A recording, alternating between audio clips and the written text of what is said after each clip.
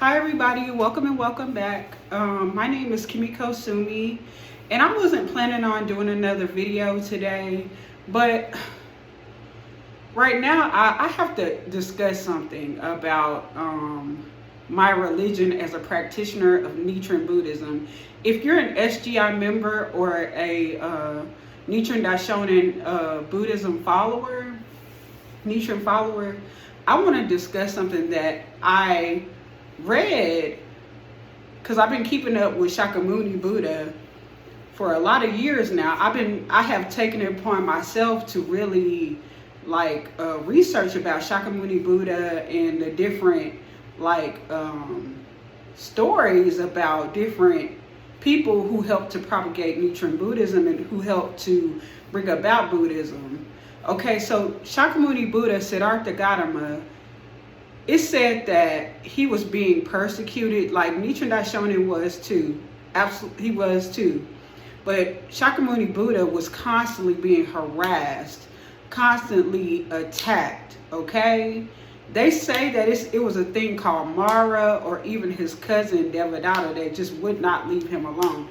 Devadatta was very jealous of Shakyamuni Buddha, and he would do whatever he could to aggravate Shakyamuni Buddha. He would try to harm Shakyamuni Buddha. He would set traps for Shakyamuni Buddha just based on off the basis that he was jealous. And a lot of his jealousy would stem from a woman that wanted Shakyamuni Buddha but didn't want Devadatta. Devadatta had a grudge against Shakyamuni Buddha too, because there was this woman, I think she was really pretty, but she was interested in Shakyamuni Buddha instead of Devadatta. So that's where, if it's not only that reason why he was mad at Shakyamuni Buddha, it was for several reasons why he was mad at his own cousin. Okay, and I'm talking about Devadatta was jealous of his cousin and mad at his own cousin named Shakyamuni Buddha, or Siddhartha Gautama.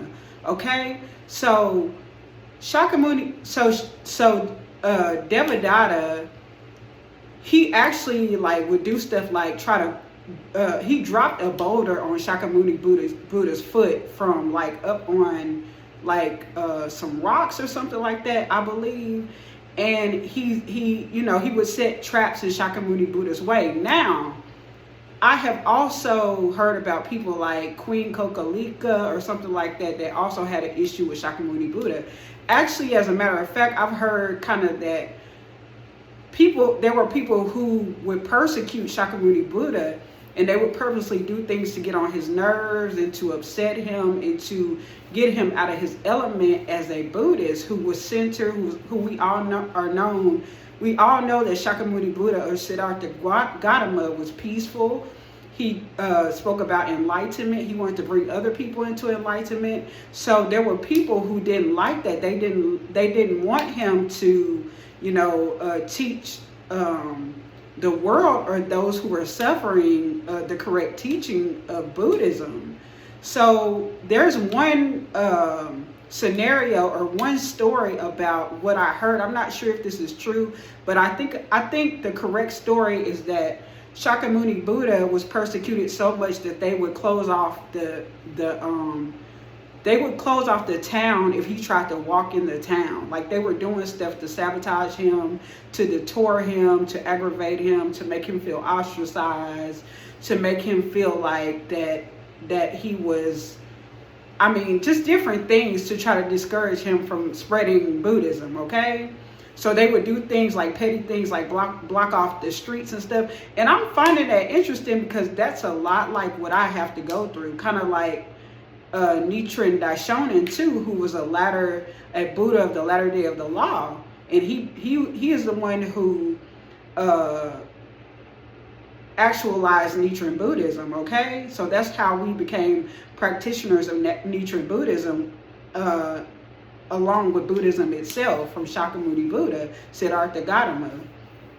But anyway, I have been persecuted I feel like, though, as if I've been persecuted like Shakyamuni Buddha and Nichiren Daishonin, because, and then I noticed that throughout Nichiren Buddhism, or different evolutions through Nichiren Buddhism into the SOKA GAKKAI International, we have leaders like Josei Toda, Tsunesaburo Makiguchi, Josei Toda, and Daisuki Ikeda, who also were people who you could consider to be persecuted too by those who did not want them to spread Nichiren Buddhism around the world, although we can see that it has done so anyway in hundreds of countries, by the way.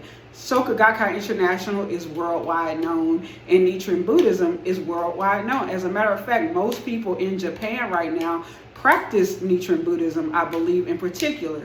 But anyway, so you can see how that Buddhism, Nichiren Buddhism, has still been able to evolve since thousands of years ago, when the first mention of Buddhism itself by Shakyamuni Buddha and Siddhartha Gautama came about, okay? So it's evolved into the SGI and different things. And we know that there are different sects of Buddhism, like Nichiren Buddhism is not the only sect of Buddhism, but we do believe that it's the supreme king of all sutras. The Lotus Sutra is the king of all sutras, which is Nichiren Tree Buddhism.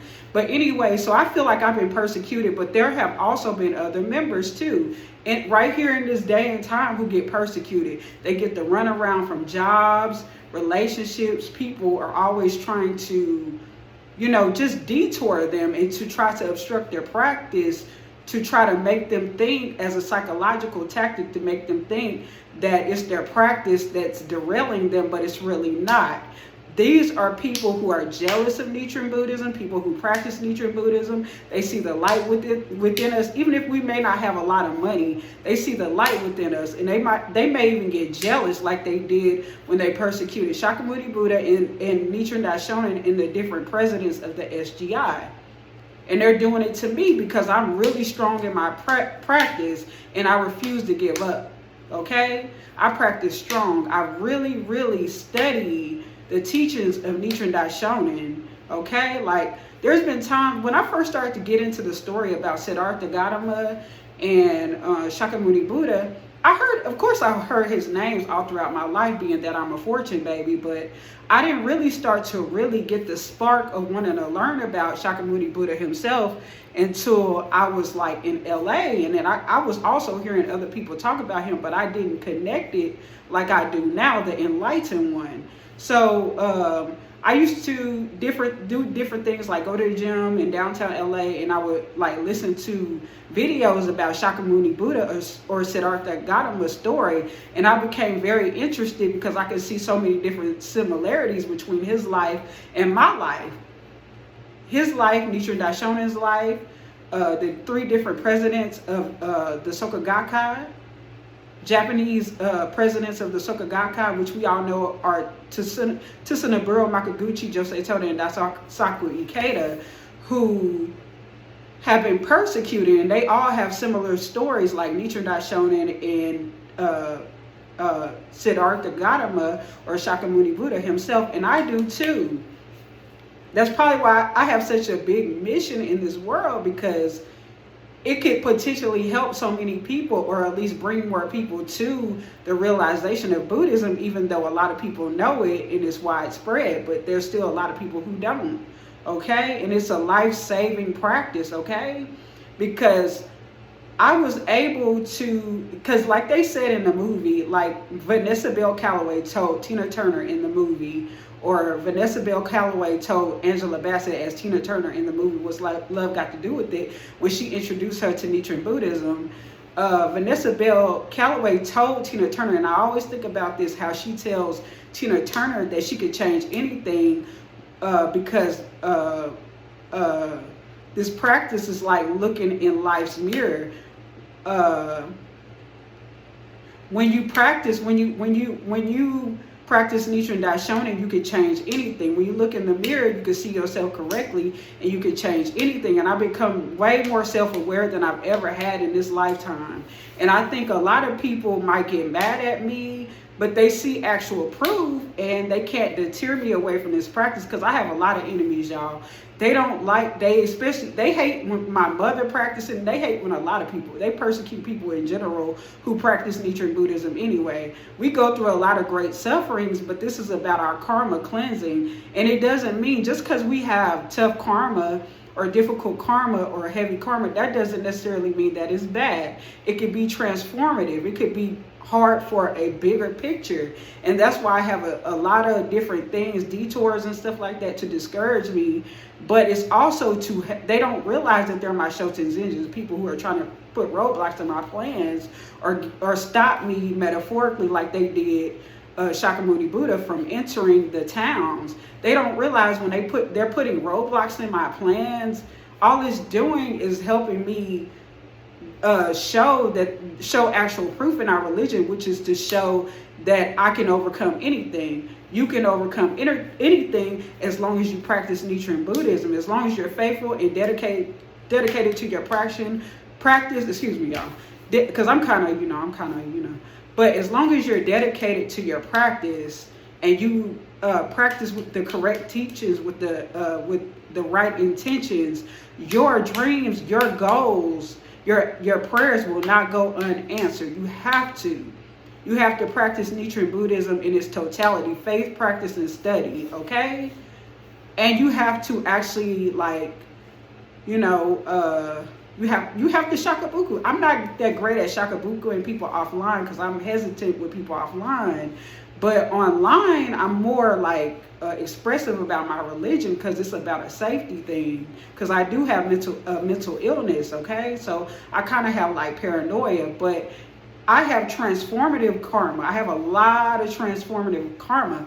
It's not necessarily good and it's not necessarily evil. It's difficult, okay? And so that's why I'm probably coming up against a lot of obstacles more than the average person, because I have to show people how to get through these things. If I can get through all of these obstacles, y'all, the little obstacles that y'all have or the obstacles that y'all think are so big, y'all can get through them too. And through this practice, if you're an SGI member, or if you're somebody that's interested in learning more about Nichiren Buddhism through this practice of Nichiren Buddhism, you can change, just like Vanessa Bell Calloway told Angela Bassett in What's Love Got to Do with It. When you can say, when you can see yourself clearly in the Gohanzan or through your Buddhist practice, you can change anything within. So basically, this is my video, and this is kind of off the brain. I have scattered thinking from paranoid schizophrenia, y'all. So it's kind of hard for me to kind of get to the point like I want to, but I hope you forgive me for that, y'all. But anyway, if you like this video, please hit like, comment, share my video, hit the notification bell if you like, and I will see y'all in another video, my lotus flowers. And I really do think this is my last video for today. I might make a short, but I think that's it. But once again, if you like this video, please like, comment, subscribe, share my video, hit the notification bell if you like, and I will see y'all in another video, my lotus flowers. And I hope y'all have an amazing rest of the day, and I will too, and I will see y'all in another one. Peace. I'm out. Bye-bye.